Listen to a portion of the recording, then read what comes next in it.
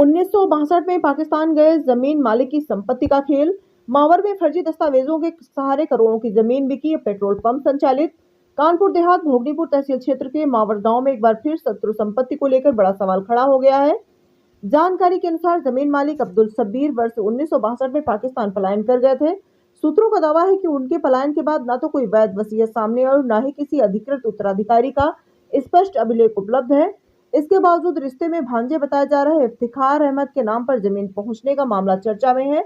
आरोप है कि कूट रचित और फर्जी दस्तावेजों के आधार पर उक्त जमीन पहले ही विपुल कुमार गुलाटी को बेची गई।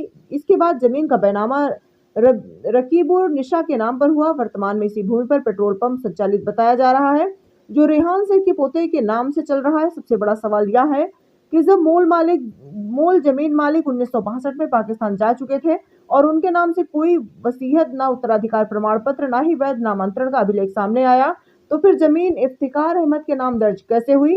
क्या राजस्व अभिलेखों में हेरफेर हुआ? क्या शत्रु संपत्ति घोषित किए जाने की प्रक्रिया को दरकिनार किया गया, या फिर विभागीय मिलीभगत से करोड़ों की जमीन का खेल रचा गया? लोगों में चर्चा का विषय है कि यदि मामले की निष्पक्ष जांच हो जाए तो बड़ा खुलासा संभव है। अब निगाहें प्रशासन और शत्रु संपत्ति विभाग की कार्रवाई पर टिकी हैं। यह मामला न केवल राजस्व रिकॉर्ड की पारदर्शिता पर सवाल उठाता है, बल्कि शत्रु संपत्ति की सुरक्षा व्यवस्था पर भी गंभीर प्रश्न चिन्ह खड़े करता है।